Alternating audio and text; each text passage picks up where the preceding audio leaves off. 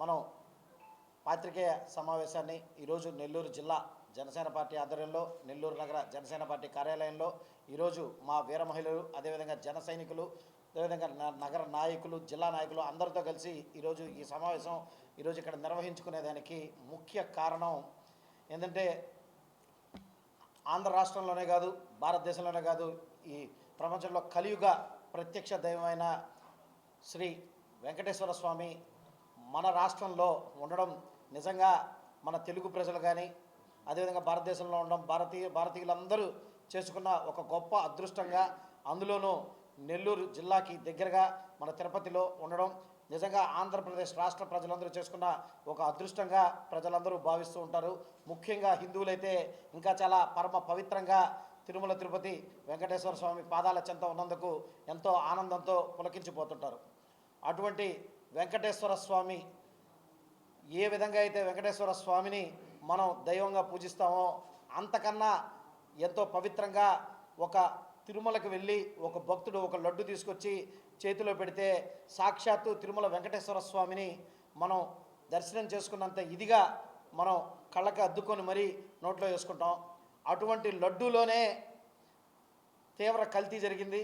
అది కూడా 2019 నుంచి 2024 వరకు ఏ ప్రభుత్వం అయితే ఉందో ఆ ప్రభుత్వ హయాంలో ఈ విధంగా కలియుగ ప్రత్యక్ష దైవమైన వెంకటేశ్వర స్వామి లడ్డూలో సైతం వాళ్ళు కల్తీ చేశారంటే దాన్ని మనం ఏ విధంగా చూసుకోవాలనేది ఒకటి మాట్లాడుతున్నాం.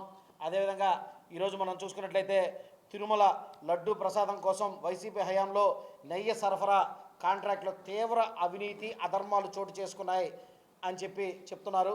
ఇక్కడ చూసుకుంటే వైసీపీ హయాంలో ఏ డైరీ కోసం అయితే కాంట్రాక్ట్ ఇచ్చారో ఆ డైరీకి, సదరు డైరీ కంపెనీకి అసలు ఆవులు అనేదే లేవు. కనీసం వాళ్ళు 1 లీటర్ పాలు కూడా ఎక్కడ తీసుకున్న దాఖలాలు కూడా కనిపించట్లేదు.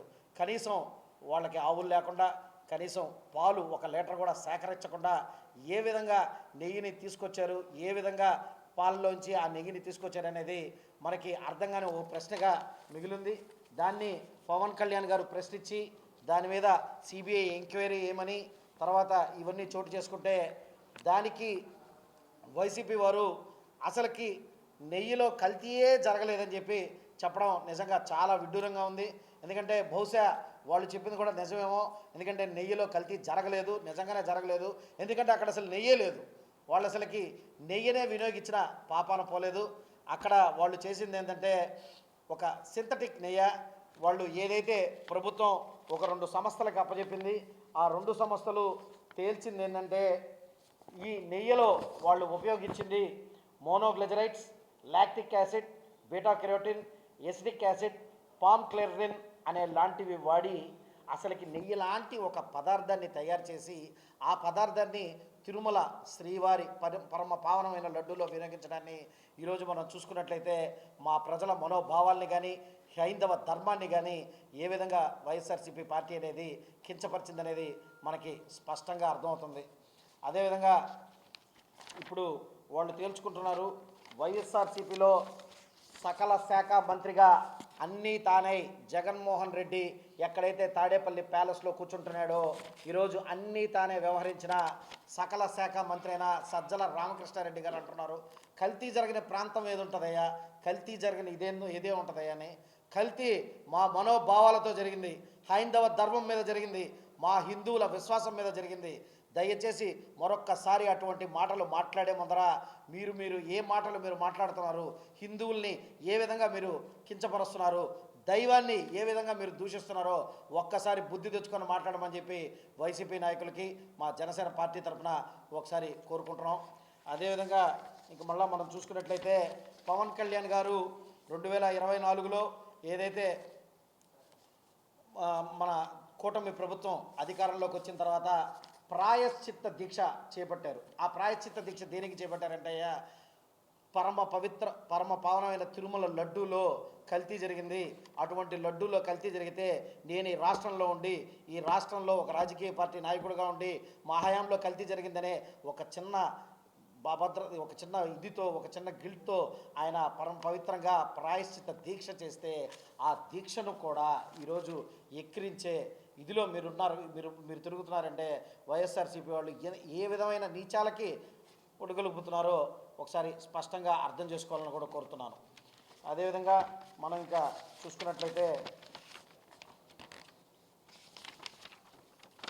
తిరుమల లడ్డూలో ప్రాథమిక ఆధారాల ప్రకారం జంతు కళేబారం కలిసిందని ఎన్డీడీబీ అనేది తన నివేదికలో స్పష్టంగా పేర్కొంది. సిట్ తన దర్యాప్తులో పాలు లేకుండా కేవలం రసాయనాలు వాడారని తేలిస్తే ఎన్డీడీబీ తన నివేదికలో జంతు కళేబారాన్ని వాడారు అని చెప్పి తెలిసింది. జంతు కళేబారం అంటే ఏ జంతువుల నుంచో తీసుకున్న కొవ్వుని 240 నుంచి 270 డిగ్రీల మధ్య వేట్లయితే కరిగిస్తే ఆ కరిగించిన ఆ పదార్థాన్ని అది తీసుకొని వచ్చి లడ్డూలో వాడడం నిజంగా తలుచుకుంటుంటేనే నిజంగా ఆ తిరుమల శ్రీవారి లడ్డూ మీద ఇంత కల్తీ చేశారంటే నిజంగా చాలా బాధగా, ఒక మనసు ఇంకా బాధగా, ఒక మనసు ఇంకా దేవుడికే మనం ఇటువంటి ఏం చేస్తే ప్రజలకి వాళ్ళు ఏ విధంగా చేశారని చెప్పి ఒక్కసారి తెలుసుకుంటూ ఈరోజు ఎన్డీడీబీ సిట్ ఇచ్చిన ఆధారాల ప్రకారం లడ్డూలో అసలు కల్తీ జరిగిందని చెప్పి ఈరోజు వాదిస్తుంటే ఆడ ఓ పక్క వైఎస్ఆర్సీపీ శ్రేణులు మాత్రం పవన్ కళ్యాణ్ గారు కావాలని చెప్పి ఇటువంటి షో ఆఫ్లు చేస్తున్నారు, కావాలని చెప్పి అసలు దాంట్లో అసలు కల్తీయే జరగలేదు, అసలు ఇటువంటి దుష్ప్రచారాలు చేస్తూ వస్తున్నారు.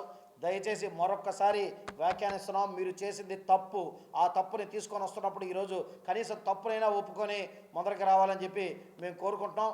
కానీ కనీసం అది కూడా మీరు చేయకుండా ఈరోజు ఆ తప్పును కప్పిపించే విధంగా పవన్ కళ్యాణ్ గారి మీదకి రావడం, అదేవిధంగా ఈ ప్రజల్ని తప్పుదో పట్టించడం చేస్తూ వస్తున్నారు. రానున్న రోజుల్లో ప్రజలు గమనిస్తున్నారు. ఆ కలియుగ ప్రత్యక్ష దైవం శ్రీ వెంకటేశ్వర స్వామి గమనిస్తున్నాడు. ఏదైతే మీరు చేశారో వెంకటేశ్వర స్వామి లడ్డు విషయంలో మీరు ఏదైతే చేశారో వెంకటేశ్వర స్వామి మీద ఏదైనా వస్తే ఇప్పుడు దాకా ఎన్నో ప్రభుత్వాలే కూల్పునాయి. అది ప్రత్యక్ష నిదర్శనం.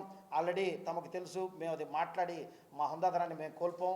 రానున్న రోజుల్లో మీరు ఎటువంటి వైపరీత్యాలకి లోను కాబోతున్నారు అనేది త్వరలో తెలుసుకుంటారని చెప్పి పత్రికాముఖంగా తెలియజేసుకుంటూ సెలవు తీసుకుంటాను. జై హింద్, జై జనసేన.